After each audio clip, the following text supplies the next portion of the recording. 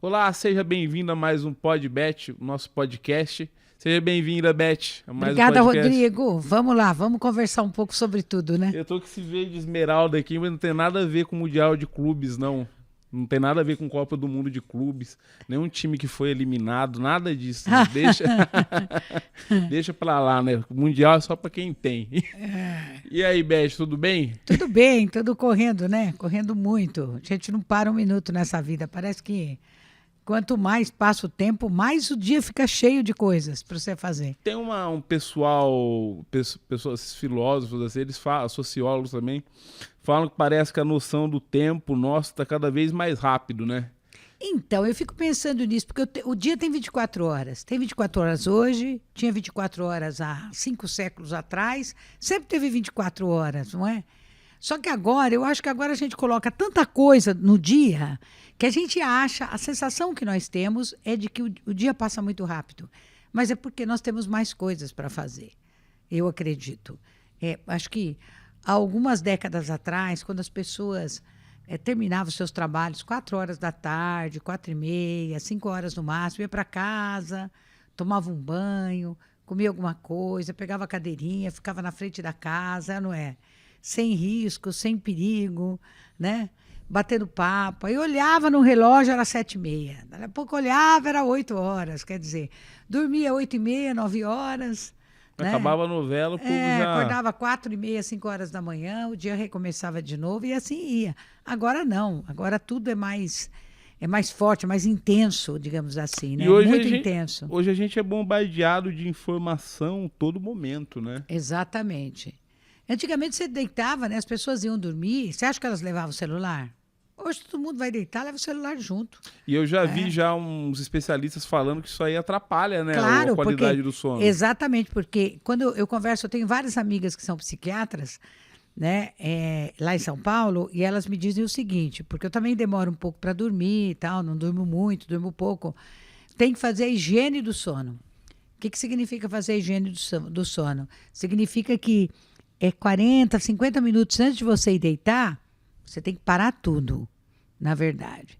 Vai, faz a sua higiene bucal, escova os dentes com tranquilidade, quem passa os cremes, como nós mulheres fazemos, né? Os homens também, hoje em dia. Faz e tal, enfim. Até você deitar demora. E a hora que você deita para valer. E a higiene do sono não é só o celular. É o celular, é a TV, até uma leitura. A não ser que seja alguma coisa muito relaxante. Do contrário, você estimula algumas áreas do cérebro que acabam dificultando você pegar no sono ou acaba tornando o seu sono um pouco mais intranquilo. Então, às vezes as pessoas, eu mesma, acordo bastante durante a noite. Isso não é bom. O ideal é você ter um sono inteiro, né? Sem interrupções. Quem tem um sono que tem algumas interrupções durante a noite, acaba não descansando, né, como o sono tem que ser. Né? Na verdade, o sono tem que ser algo reparador, para você estar bem, né, descansar mesmo, tanto do ponto de vista físico, quanto do ponto de vista mental. Mas o celular hoje não está deixando, não. Não está deixando.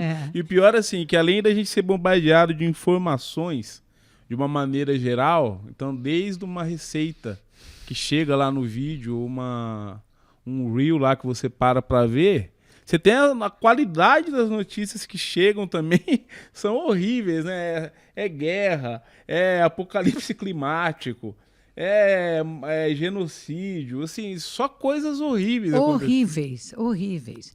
E isso te perturba, né? Isso perturba. É a mesma coisa, as pessoas muito assistem filmes hoje nos streamings, né? Netflix, a Prime, né? Amazon, né? Amazon Prime, tudo. E tantas outras que tem, né? Amazon Prime. Max. E todos os outros, Telecine, enfim. E aí, às vezes, pega aqueles filmes, né, que são tensos, de suspense ou de ação desenfreada. Aquilo estimula, aquilo é um estimulador, porque você torce junto. Então, eu já aprendi, assim, sabe? Esses filmes, eu, quando tenho tempo, assisto num domingo à tarde, né? Ou numa sexta-feira tipo 6, 7 horas, 8 horas, 9 horas da noite, porque até você ir dormir você já baixou a adrenalina, né? Essa é a ideia. É você diminuir a adrenalina. Não tem pesadelo, não? Tem, claro. Se o filme é de suspense, eu sou aquela que cobre o rosto, não quero ver, entendeu? Tem cenas que eu não gosto. Eu sou cinéfila, adoro filmes. É talvez uma das coisas que eu mais gosto de fazer na minha vida para me distrair é assistir, é ter filmes. Eu adoro. Mas eu gosto de filme de terror, de filme de suspense. Odeio assim. terror. Você não gosta? Nem ver. Eu, quando era criança, eu tinha muito medo, né? De fantasma, de essas coisas, de monstros, essas coisas. Hoje eu tenho mais medo de gente mesmo. O ser humano tem se mostrado um pouco pior do que... Falando assim, em monstro, em um cidadão horrível, repugnante, essa semana esse indivíduo lá que está na presidência dos Estados Unidos, Donald Trump, ele fez uma fala aí a respeito do Brasil, né? Ele tem opinião sobre tudo, né? Um opinólogo profissional, né? Ele devia cuidar do país dele, né? Você não acha? O país dele tá fragmentando. Ele devia cuidar dos Estados Unidos, que vai já está perdendo e muito para a China, né? Já está perdendo e muito. Essa ideia dele expulsar os imigrantes, as pessoas que ele diz que estão irregulares, o que é mentira, porque ele já acabou expulsando pessoas que têm famílias, que têm filhos, que têm tudo lá, né? Então, só isso, ele já vai sentir um efeito já. Por quê? Porque são exatamente esse segmento que mora nos Estados Unidos, de porto-riquenhos, mexicanos, cubanos, brasileiros, indianos, enfim, são eles que, às vezes, pegam no trabalho mais duro que os americanos não fazem mais, não querem mais. Se você pegar, por exemplo, o trabalho doméstico nos Estados Unidos praticamente não existe, mas existe aquelas pessoas que vão, as diaristas, né? Ou a babysitter, que são as babás, né? Tem muito. Tudo feito por estrangeiros, por pessoas que estão ali morando. Eu quero ver quem que vai fazer esses serviços, né? Esses serviços mais duros, mais pesados. Eles vão sentir falta dessa mão de obra. Começa por aí. Já é um erro que daqui a algum tempo eles vão começar a sentir. Os americanos, os agricultores americanos pediram para ele agora, semana passada, para ele parar de fazer isso, porque eles estão ficando sem mão de obra. Que coisa mágica, né? Eles estão ficando sem mão de obra, porque são eleitores dele, hein? Que são eleitores dele. E agora, além dele querer se meter em outros países, ele quer se meter no Brasil também. Quer se meter no Supremo. Né? Quer dizer, do nosso país cuidamos nós, né? Nós cuidamos, o povo cuida. Nós temos presidente eleito, né? Que muitos gostam, outros não gostam, mas assim é a democracia. Nós temos governadores eleitos, prefeitos eleitos, enfim. São essas pessoas, mais o poder legislativo, mais a justiça brasileira, que organizam o país, que organizam o Estado brasileiro. Agora vem um sujeito de fora, pode ser quem for. Pode ser quem for, pode ser, né, como a gente fala popularmente, o Papa, com todo o respeito ao Papa, mas não pode querer dar pitacos, né, na nossa política interna. Isso é uma prerrogativa do governo brasileiro, né? Querer dizer quais são os caminhos do julgamento do ex-presidente golpista, que, aliás, seguiu Trump. Porque quando ele perdeu para o Joe Biden, ele também mandou os correligionários dele invadir o Capitólio, que é o congresso deles lá. Né? A gente se lembra bem disso. Lá, inclusive, várias pessoas morreram, infelizmente. Né? E o modelo de lá foi adotado aqui no 8 de janeiro de 2023. E agora as pessoas têm que pagar por isso. Quem comete erros, quem faz trabalhos contra a democracia, né, ditatoriais, que está acostumado com isso, tem que pagar por isso. Nós temos que defender a nossa democracia, porque ela é importante para tudo.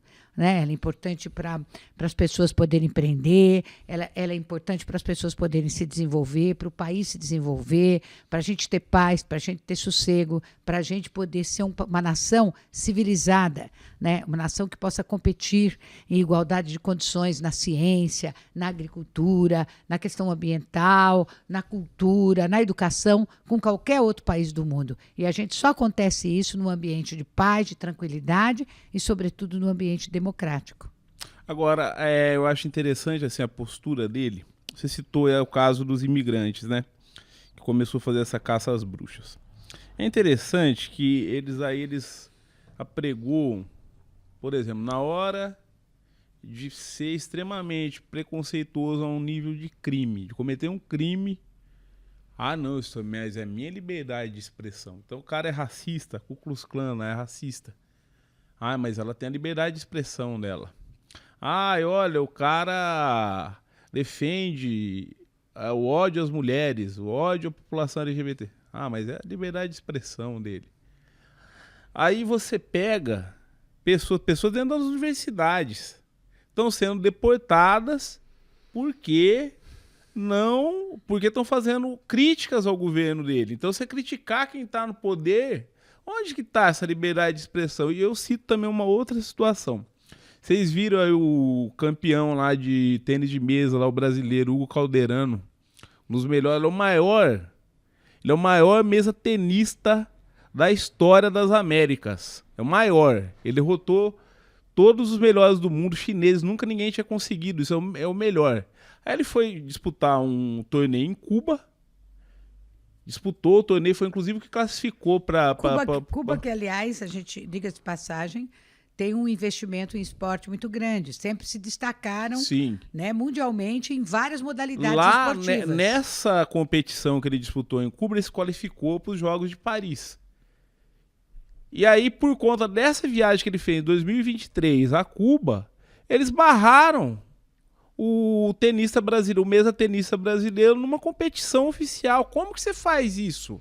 Então, e assim, tem brasileiro aplaudindo, sabe, um vira-lata batendo palma para uma situação dessa. Então, ao invés do brasileiro que está aplaudindo defender o seu conterrâneo, né, para poder, é uma modalidade que pode orgulhar o país, já que ele é uma pessoa com grandes condições de competir, de ganhar títulos, não, acaba reforçando uma atitude americana que é criminosa. Essa atitude americana, que já vem de décadas, não é do governo só Trump, né? Esse embargo norte-americano sobre Cuba, ele já vem de décadas. E aqui é bom deixar bem claro que não se trata de reforçar um regime que é ditatorial, não é isso que está em discussão.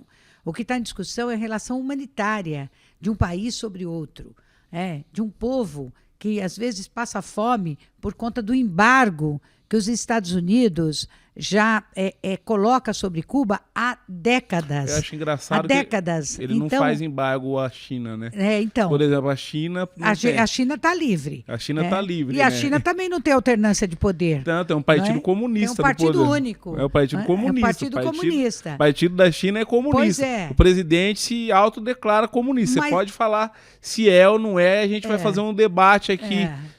que é muito complexo, mas o presidente lá disse que ele é comunista. Então, e Cuba, como Cuba é um país mais frágil, pequenininho, etc., eles acabam tripudiando e tratando a população cubana, porque não é o governo que trata, é a população cubana, que passa enormes... Recentemente eu fiz uma conversa com uma pessoa que nos visitou lá na Assembleia Legislativa, né? E ele disse que o sofrimento deles é muito grande.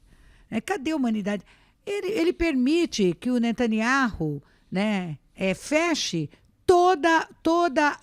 os canais humanitários para levar comida para uma população que está morrendo de fome, morrendo literalmente de fome, que é a população da Palestina. A gente teve uma situação lá esses dias atrás, que foram entregar comida lá para as pessoas lá, eles metralharam as pessoas. Pois é. Aquilo lá é coisa que aconteceu naquele filme A Lista de Schindler. Então. Aconteceu lá com o povo judeu lá que estava sendo... Eles falavam que ia dar comida, a pessoa chegava lá e tirava. Então, eles estão reproduzindo aquilo que eles foram vítimas na Segunda Guerra Mundial, né? E que nós todos temos que nos colocar sempre, todos os dias das nossas vidas, contrários a essas práticas criminosas, né? A esse genocídio, a esse extermínio de um povo. O que eles sofreram no início da década de 40, na Segunda Guerra Mundial, eles estão fazendo a mesma coisa, reproduzindo isso com o povo palestino, que eles estão dizimando um povo.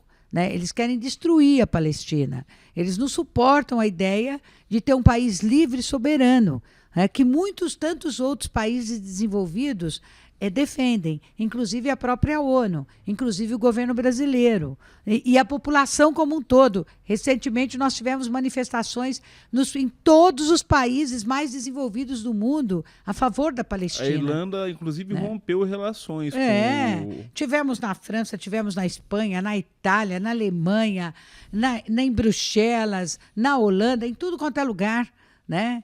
Inclusive aqui no Brasil também, né? Mas o poderio bélico, né, armamentista desse povo e o fato de Israel ser o país que faz a interlocução com os Estados Unidos numa região que os Estados Unidos considera hostil a ele, que são os povos árabes, então eles mantêm isso à custa do sangue, né, de milhões de pessoas que estão do outro lado, né? Isso já aconteceu na guerra contra o Líbano, isso já aconteceu na guerra contra a Síria, isso agora está acontecendo na guerra da Palestina mais uma vez, né? E o que a gente nota é que sempre tem esse interesse econômico gigantesco, né? Sempre tem esse interesse. Você pega, assim, foram descobertas... Você nunca pode esquecer o contexto geopolítico. A gente está tendo uma guerra entre a Rússia e a Ucrânia. A Rússia é a maior fornecedora de gás da Europa. A Rússia... ela sofre um embargo econômico lá, um bloqueio econômico lá, que ela não pode mais vender para a Europa. Ela não pode mais fornecer gás. E aí foram descobertas no Mar Mediterrâneo. O Mar Mediterrâneo fica onde tem o litoral, lá na faixa de Gaza. Descobertas enormes reservas de gás natural lá na frente. Vai Foi saber justamente se não é isso, nessa época. Nessa época começa de novo esse tipo de operação. O Hamas... que é o Hamas, assim, também ninguém está defendendo, né, um grupo que é terrorista, né, mas a gente tem que sempre também relativizar as situações. E você imagina só, se um outro povo, a Argentina, viesse aqui e dominasse o Brasil, é que o Brasil teria que aceitar isso passivamente, uma dominação dessa? Teria que aceitar? Será que não seria legítimo uma reação ainda que violenta? A gente tem que debater, eu não sei. O que você pensa? Não, vamos falar um pouco, vamos deixar um pouco disso aí, porque nós já falamos muito sobre a Palestina, né? A gente já falou bastante. O que a gente quer dizer é o seguinte, mandar um recado lá para o Trump, eu acho que o governo brasileiro tem que mandar isso. Falar, Trump, cuida da sua vidinha, que nós cuidamos da nossa vidinha aqui. Nós não precisamos dele para cuidar da nossa vidinha. Aliás, eles precisam muito do Brasil. Eles precisam muito dos nossos produtos, né? Eles precisam muito do nosso minério, né? Ele agora está desesperado, taxando isso ou aquilo, querendo prejudicar. Não vai prejudicar só a economia brasileira, vai prejudicar a economia do mundo inteiro. Vai né? prejudicar a dele, ele né? Pode, ele ele pode provocar uma reação em cadeia, né? Para poder, inclusive, aumentar a recessão e aumentar a inflação. Então, mas ele não está nem aí com isso. É um maluco que, infelizmente, dirige um país importante como o país dos Estados Unidos, e eu espero que ele não fique muito tempo. Eu espero que ele dure só os 4 anos que a Constituição estabelece, a Constituição deles, e pega a malinha dele e vai se aposentar, porque, na verdade, é o que ele precisa fazer, entendeu? Porque ele já passou... Tanta verdade que aquele empresário Elon Musk... né, que apoiou tanto ele, que falou tanto, etc., agora rompeu já, os dois estão em pé de guerra. Fez saudação nazista também, né? Outro claro, picareta os dois também. estão... Não tô defendendo o Elon Musk, não. Estão em pé de guerra e agora o Elon Musk falou que vai montar um partido lá nos Estados Unidos para concorrer contra... Tomara que não seja daquele gesto lá que ele fez lá, né? Pelo amor de Deus. Aquele gesto nazista. Mas vamos falar um pouco de Catanduva, vamos falar aqui da nossa cidade, né? E dizer para você que aquele carro que está rodando. Isso né? aí tá dando o que falar, né, Beth? Tá dando o que falar. Você teve na Jovem Pan na semana passada, né? Eu tive. Você falou bastante desse tema aí, Eu falei porque é um absurdo, né? É um absurdo você punir a população, né? E eu disse lá, várias pessoas me mandaram mensagens, né? Porque eu fiz postagem, algumas inclusive mandaram no meu WhatsApp.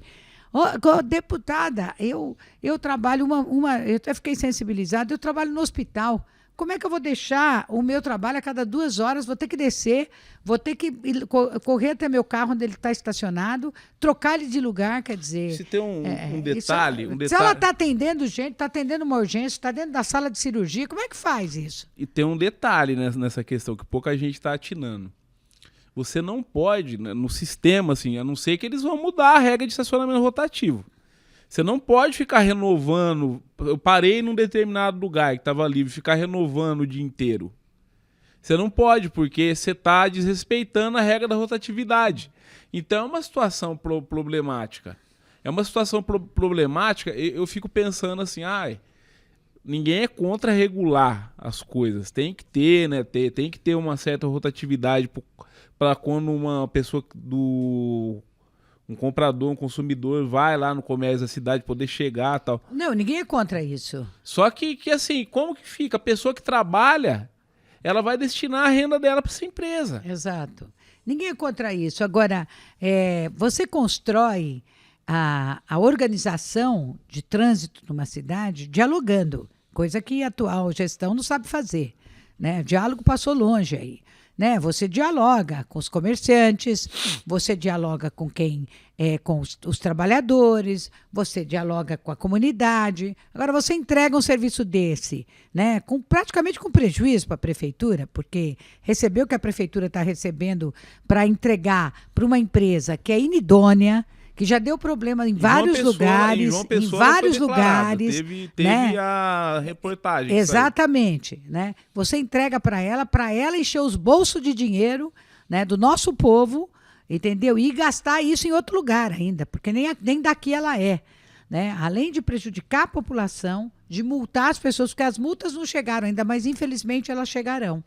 Né? Elas chegarão, quer dizer, será mais uma despesa daquilo que as pessoas já têm. Aliás, falando em despesas, esses dias eu recebi uma cobrança sobre agora resíduos sólidos que você tem que pagar. Né? Além da taxa de lixo, que você já paga, agora veio mais um de resíduos sólidos. Eu fiquei assim, poxa, mas o que é isso? Né? Que é isso? Mais uma. Sim, né? É para arrecadar. Você tem o IPTU. Quem tem comércio tem o ISS. Quem tem comércio tem a taxa de funcionamento, né, que paga no meio do ano. Agora tem a taxa de lixo, já tinha, né? Já tinha há poucos anos, né? E agora mais essa taxa de resíduos sólidos. Você não recebeu na sua casa? Eu recebi na minha. Eu recebi. Né? Eu falei, mas que é isso? O que é isso? Até olhei direito, falei, mas não é taxa de lixo isso aqui? Não, é novo agora, é taxa de resíduos sólidos, né? Para ter mais dinheiro, né?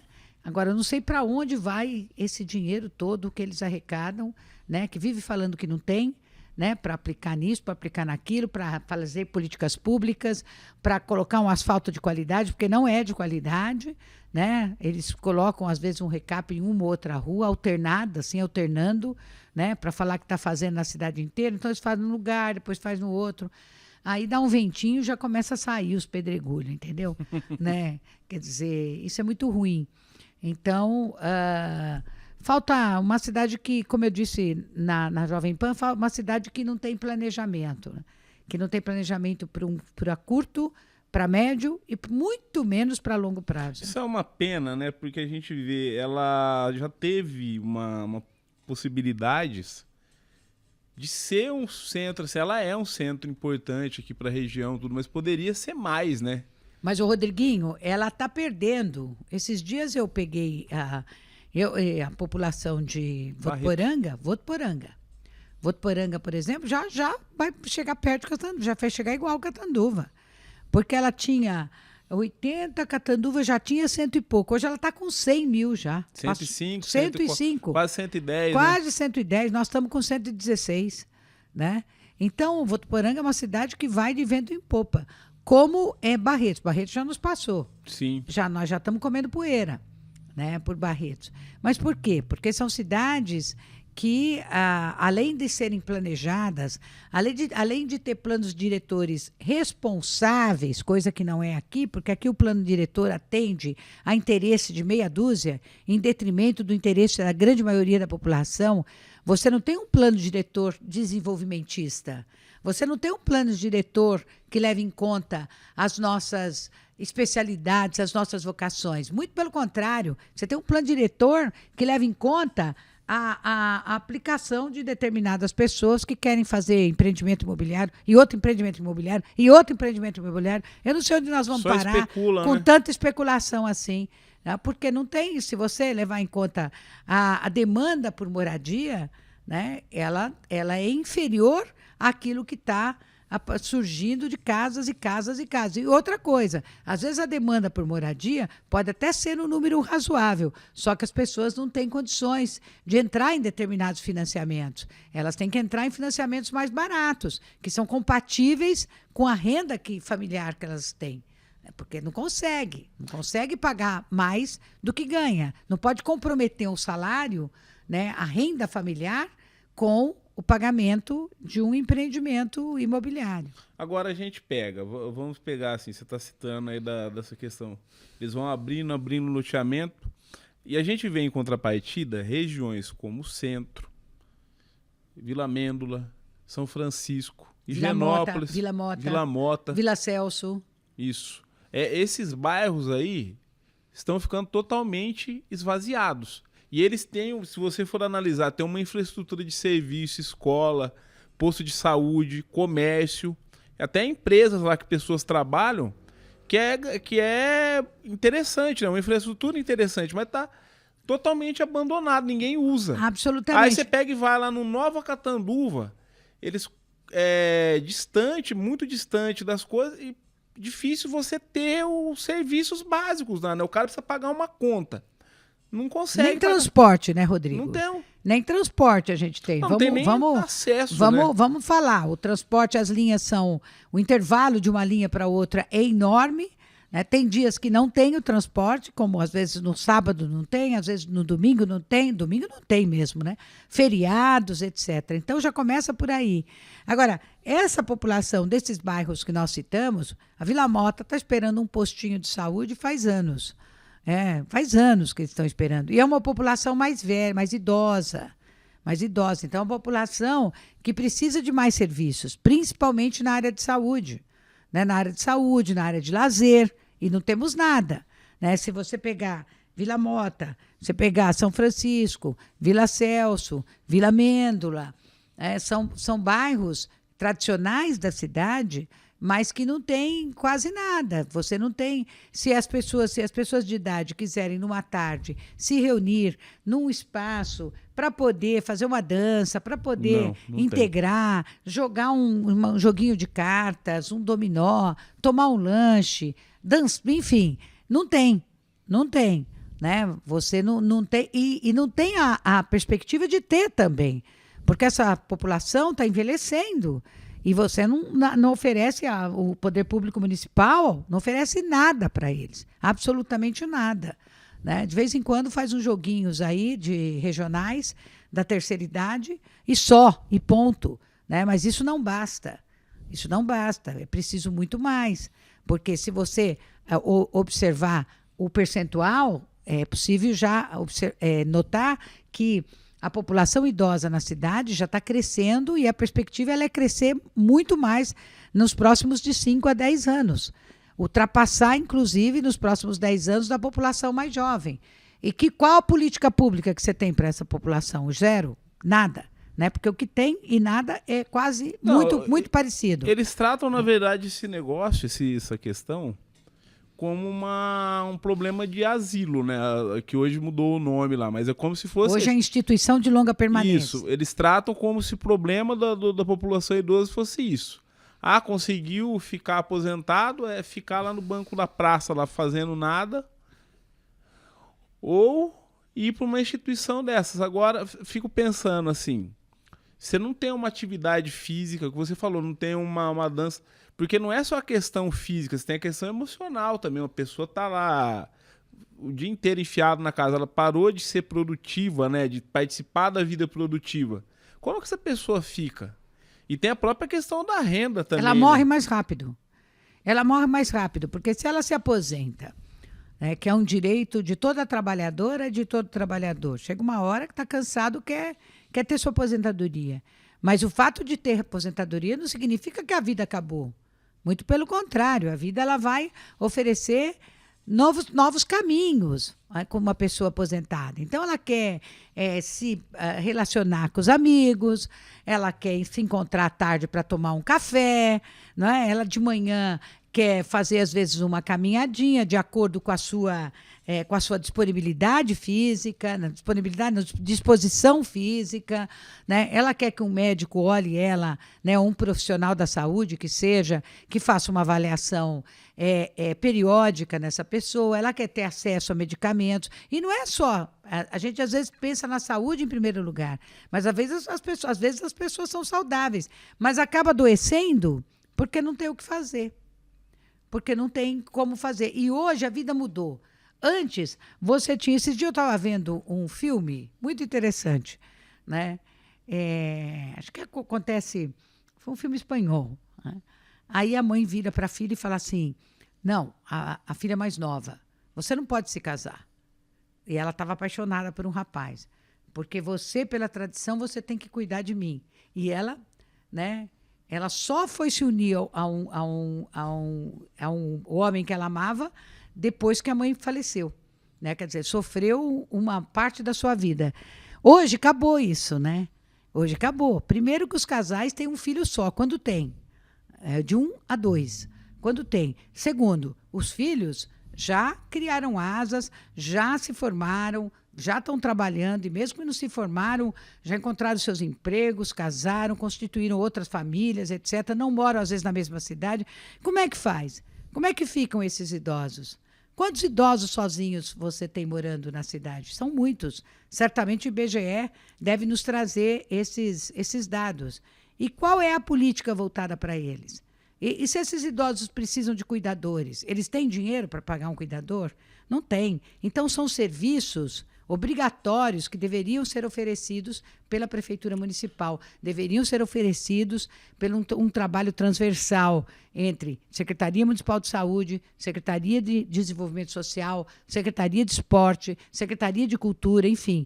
Essa conjunção, né, de secretarias potencializa o trabalho e permite que essas pessoas pudessem ter, de fato, um cuidado que lhes dê a dignidade que eles merecem, né? Por tudo hoje, aquilo que eles já fizeram. Hoje a gente não tem, né? Eu me lembro, no antigo escritório que você tinha lá na Rua Sergipe, o atual também é na Rua Sergipe, mas é onde é esse que eu tô... na Rua Sergipe.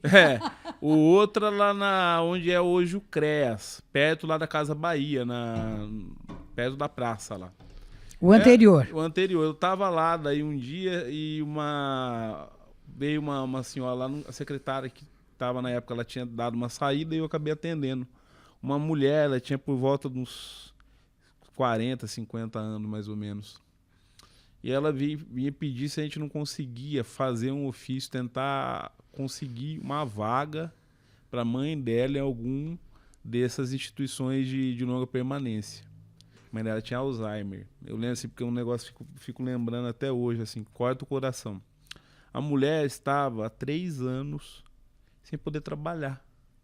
Sem poder trabalhar porque a mãe... passando dificuldade, com certeza. A mãe não tinha contribuído. A mãe, ela tinha sido dona de casa a vida inteira. Então ela não tinha nada. Ela não tinha... Eu falei, mas como se faz para comer? E depende de ajuda. Então, eu quero pegar 2 ganchos nessa sua fala. O primeiro é que aí você tem uns fanáticos que falam que a pessoa não precisa do benefício de prestação continuada, que aquele salário mínimo que um idoso recebe, ou uma pessoa com doenças severas, ou uma pessoa com deficiência, recebe um salário mínimo por mês, que é o BPC, que a gente chama de benefício de prestação continuada, e que tem gente que quer que acabe, né? Inclusive, né? deputados da extrema-direita que querem que o governo deixe de pagar isso aí. Já começa por aí. Esse é um ponto. O segundo ponto é que eu tenho um projeto que eu apresentei na Assembleia Legislativa para poder fazer com que o Estado ele ofereça para essas famílias de baixa renda o trabalho de cuidadores, né? E, nesse sentido, reconhecer também esse trabalho de cuidador. que, se não me engano, acho que já tem projetos tramitando no Congresso Nacional, porque reconhecimento de profissão não é feito na Assembleia, por deputado estadual, é feito pelos deputados federais, né? Então, já tem lá esse projeto tramitando, e eu apresentei um outro, que inclusive deu uma repercussão muito grande, para poder fazer com que o governo do Estado, né, ele acabe transformando isso numa política de saúde do Estado, que é a oferta de cuidadores para famílias de baixa renda que necessitam de ter alguém que possa acompanhar os seus idosos. Quando esses idosos têm um grau de dependência grande, quando eles têm um tipo de demência, as demências, elas, infelizmente, avançaram muito. E não é só o Alzheimer, né? Tem o Alzheimer, tem gente que tem aneurismas que prejudicam a parte cognitiva, não consegue mais andar direito, não consegue mais ter autonomia para tomar um banho, para comer sozinho, etc. E aí você compromete toda a estrutura familiar. Você compromete toda a estrutura familiar, porque geralmente da mulher, né? Normalmente, né? A mulher acaba sendo a única cuidadora, né? Se tem um casal de filhos, pode ter certeza que é a mulher que vai ficar com essa jornada, com essa responsabilidade. Então, é preciso que os governos e o Estado e o município, né, eles possam suprir isso, permitindo que as pessoas deem continuidade às suas vidas, né? Porque se ela deixou de trabalhar, e vocês que estão nos assistindo concordam com a gente, ela deixou de ter renda. Se ela deixa de ter renda, a vida vai piorar. Vai. Né? Vai piorar, porque ela não vai conseguir comprar os alimentos. Uma pessoa com Alzheimer precisa de muita coisa. Às vezes usa fralda, às vezes precisa de uma alimentação específica, às vezes não consegue mais comer, né? Às vezes precisa de uma cadeira de rodas, precisa de uma cadeira de banho, são os medicamentos. Então, meu Deus, eu sei porque eu posso dizer isso, porque minha mãe teve Alzheimer. Né? Minha mãe teve Alzheimer. Graças a Deus, a gente conseguiu oferecer para ela, além do amor que eu oferecia, como também meus irmãos, é claro que eu, como mulher, também tinha uma presença muito mais intensa, mas eu trabalhava. E como é que faz? Trabalho até hoje, né? Como é que faz? Eu tive que criar uma estrutura para ela poder ser cuidada, né? Mas quantas pessoas conseguem fazer isso? Né? Nem todo mundo consegue. E, aliás, tem gente que poderia fazer e acaba colocando em instituições de longa permanência, infelizmente. Né? E as instituições de longa permanência também, elas oferecem restrições. Às vezes elas não aceitam. Hoje, por coincidência, nós estamos falando disso, eu recebi um pedido, né, do avô de uma menina que tem esquizofrenia. E a família precisa encontrar um lugar para ele ficar. Né? Nós temos 3 casas aqui. Nós temos o Recanto Monsenhor Albino, que às vezes tem gente que tem um pouquinho mais de renda. Né? Nós temos a São Vicente de Paulo, né? E tem aquele que trabalha com mulheres com Alzheimer, lá do Lino. É só com mulheres, não só com Alzheimer, mas também com outras. Lar, né? É o nosso lar, Recanto Nosso Lar. Mas também com outros tipos de demência. É o que nós temos. As vagas são suficientes? Não são. Não são. Então, é preciso repensar isso. É preciso aumentar essas vagas. Porque se você, mas vamos supor essa sua ideia aí dos cuidadores. Se a gente consegue, assim, fazer um investimento, vamos pegar assim num exemplo prático. Eu tenho uma pessoa idosa lá que eu não estou dando conta de cuidar, inclusive porque eu não tenho formação para isso, mínima, né? A gente vai fazer, pode fazer com muita boa vontade, mas não vai ser igual uma pessoa qualificada para isso.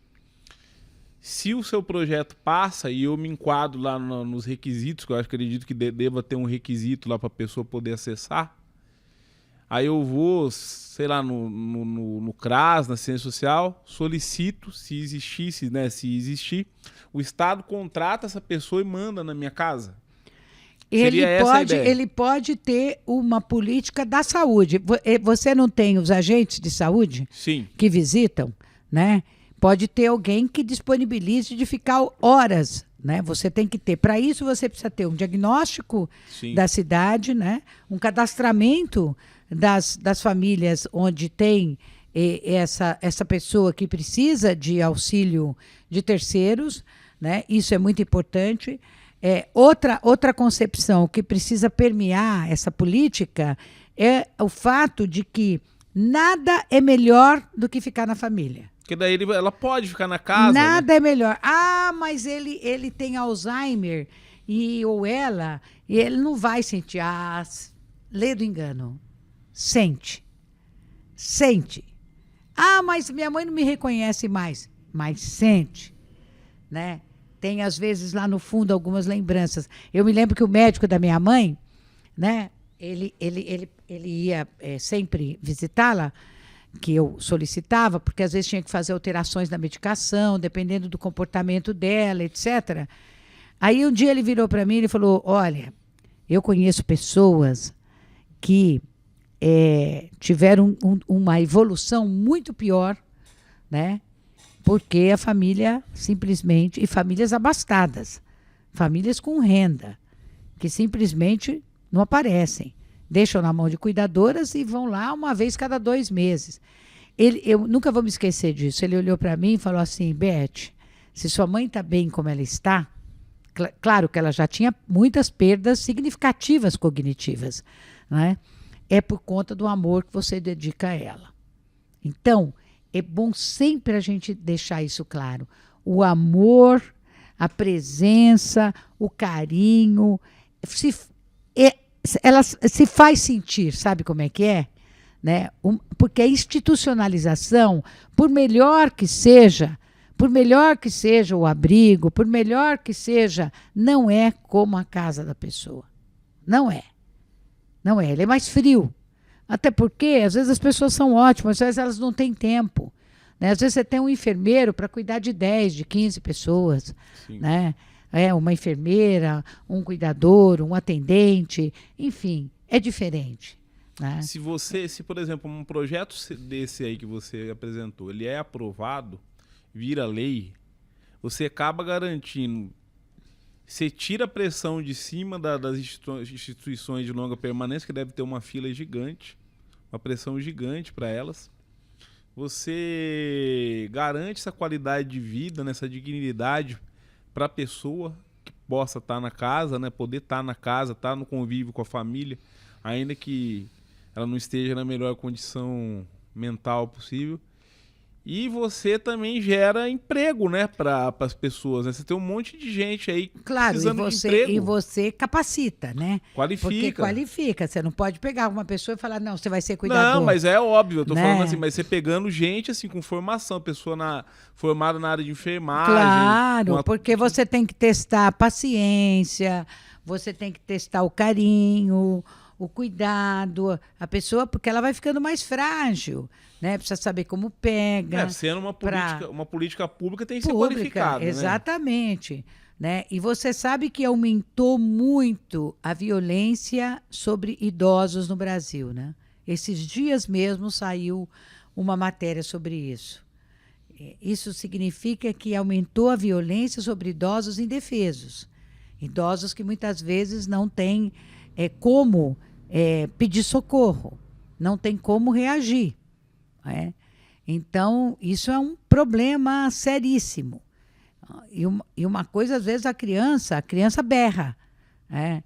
Se uma criança sofre violências e abusos dentro de um lar, né, dentro de uma família, às vezes você escuta a criança berrar, a criança chorar, etc. Você escuta um dia, 2, no terceiro, as pessoas muitas vezes já estão denunciando. Quantas crianças são, digamos assim, salvas, né, por conta de denúncias? E é essa obrigação nossa, a gente tem que denunciar quando percebe. O idoso é uma coisa mais silenciosa ainda, mais difícil ainda, de você poder descobrir. Então, é preciso fazer com que esses cuidadores tenham um acompanhamento, tenham uma supervisão, né? Sem colocar em questionamento, em desconfiança, etc. Mas precisa ter. É assim que funciona, não é verdade? As equipes de saúde da família são supervisionadas por um coordenador ou coordenadora em qualquer lugar do país que acompanha esse trabalho, que vê a resolutividade desses trabalhos, né, que vê e a comunidade também traz essa informação. Né? Olha, eu gostei disso, ou eu não gostei daquilo, eu fui bem tratado ou eu fui maltratada. Isso pode acontecer. Né? E a questão dos cuidadores tem que ter também. Mas isso compete, se esse projeto for aprovado, compete ao governo na hora dele regulamentar a lei. O projeto é aprovado. Aí o governo tem que fazer a regulamentação da lei. E é nessa regulamentação que ele estabelece os itens obrigatórios da lei. Então, isso é fundamental. Aí, só para concluir, o governo fala que nós tiramos de dinheiro da educação porque nós temos menos criança. O que não é tão verdadeiro assim. Que o governo tirou 11 bilhões da educação agora, nesse semestre, recentemente. É que era uma maravilha a educação pública no Estado. Exatamente. Né? É uma maravilha, tem muito investimento, as escolas estão uma maravilha, né? Isso. Você tem menos criança, poderia, né, ter tá ótimo. Então, mas considerando... Pode tirar, tira mais. Considerando que isso fosse verdade, o que não é. Né? Então, já que você tem menos criança, algum outro segmento cresceu. Qual segmento que cresceu? Cresceu o segmento de idosos. Então, se você vai deslocar os recursos de uma área que você acha que elas não precisam mais, que esse setor não precisa mais, então você vai jogar esse dinheiro para o setor que precisa. Então, você percebe? É uma questão de prioridade. Quando você prioriza a saúde da população, os cuidados da população, políticas públicas na área de saúde, na área social, na área de educação, etc., você vai ter uma população mais bem cuidada, né? Que pode viver mais, que pode ter uma vida mais digna. E é isso que a gente está batalhando há muito tempo. E só para a gente finalizar aqui, a gente está caminhando para o fim já. Você acredita que esse atual governo, porque você apresenta a lei lá, ela é votada, tudo.